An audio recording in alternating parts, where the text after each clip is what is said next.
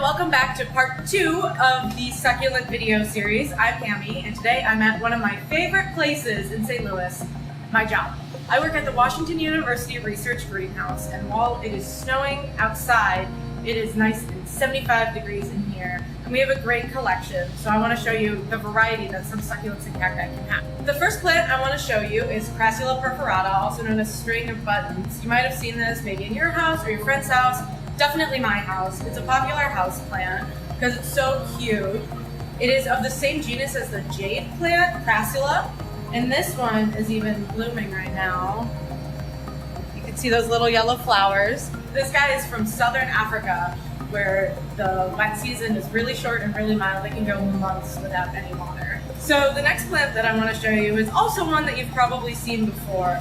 They're known as snake plants. They're in the genus Dracaena, formerly known as Sansevieria.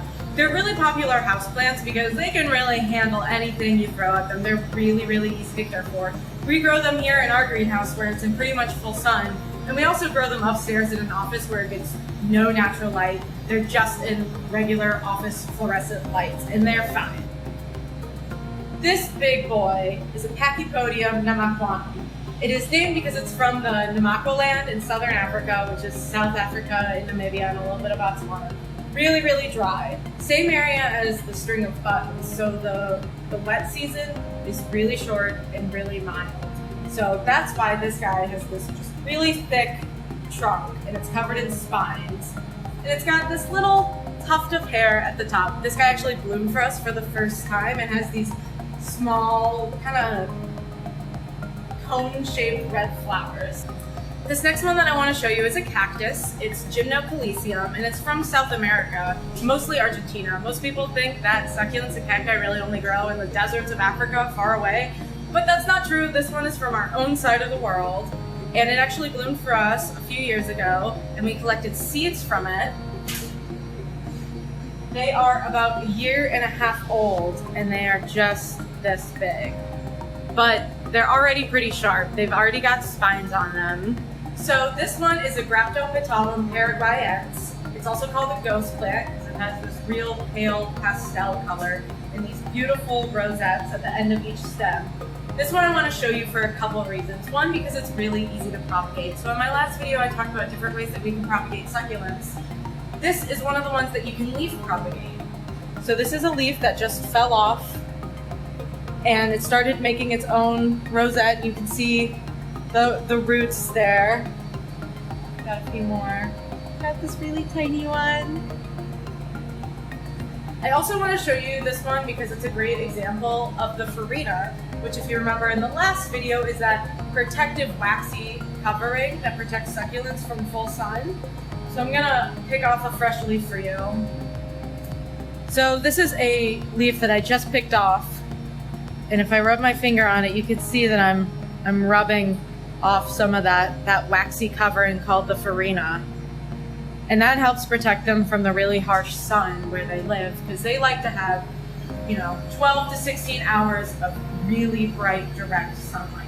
So here I have another species of succulent from the New World. This is from Mexico. It's an Echeveria Pulvenada. It's one of my favorite species because it's fuzzy. So just like the Farina and other succulents, these guys have a layer of velvety fuzz that helps protect them from the really harsh sun in Mexico. Echeverias are known for these beautiful rosettes, and Echeveria Pulvenada can grow kind of tree-like with these trunks and different branches, each ending in one of these velvety green rosettes. This one is Sedum Peckyfilm. I wanted to show it to you because while a lot of succulents are green, as I'm sure you know, green equals chlorophyll, but they use to photosynthesize. When they get in really full sun, it's what we call sun stressing. They can change colors a little bit. You see the red tips on these? That's because this guy is like, I'm in enough sun. We don't need all this green. We're gonna change colors here. And there are multiple species that do this. It's a technique that's used in succulent cultivation to get them to turn those beautiful, vibrant colors that are really pretty for Instagram. I want to show you another cactus from South America. I'm not going to be able to pronounce this one. It is Matukana Pastatos. I want to show you this one because it has another example of propagation that we talked about last video with pups. So these are the pups. We got the mother plant right here, this big boy. And then all these tiny little ones that come from the base of the stem. So it's asexual, they're clones of the mother, just like with leaf propagating. And they'll eventually grow up and be big. Another way that succulents make pups is by sending them out on their own stalk rather than coming straight from the base of the stem. You can see this one has a tiny little pup. But this one bloomed for us. This is a Haworthia. You might have seen this one too because it is a really popular houseplant. It doesn't need quite as much sun as other succulents, so they can do fine in a north-facing window. Here is another Mexican cactus. This is Mammalaria Ilangana. It is very sharp. I know it looks small and cute, maybe even cuddly, but it'll hurt you. I just poked myself trying to bring it closer.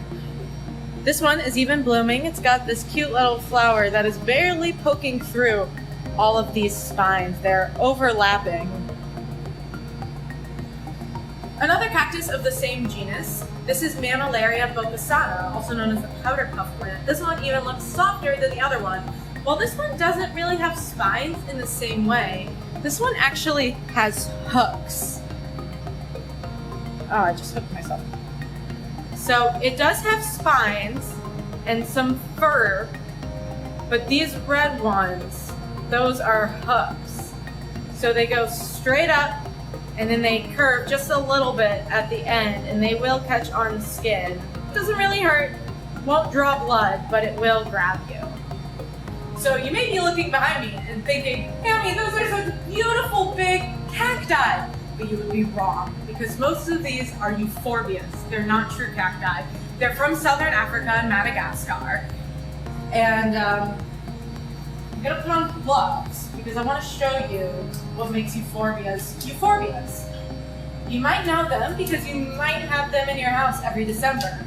Poinsettias are of the genus Euphorbia, and they're going to have the same characteristics that I'm about to show you. Euphorbias have a huge variety, like this crown of thorns, or this Euphorbia purulescens behind me. But one thing that all euphorbias have in common is that they have this milky latex substance that comes out of them. So if you have a poinsettia in your home at Christmas time and you accidentally drop it and you think it's bleeding white, it's just this latex, which is toxic, which is why I put on gloves. So I'm gonna try to break one open for you so you can see. Ow! Oh gosh. Can you see that milky substance coming out there? I just broke it open. I moved over here because the next plant that I want to show you is this dead plant. I know. So this one bloomed for us and then died. It's monocarpic, which means that it shoots out a bloom. They're beautiful, they're lovely, they'll get pollinated, and then they die. But luckily, they send out pups normally before they do that. So another monocarpic example is the pineapple. If you've ever grown pineapple at home, you know that it'll shoot out a pup or two, bloom, make a beautiful, delicious pineapple, and then that mother plant will die. This plant, I'm sure you all know, is a Jade, a Crassula ovata. It's older than I am, probably about 30 years old, so it's got this big, thick trunk. And this one, I had never seen this before, is blooming.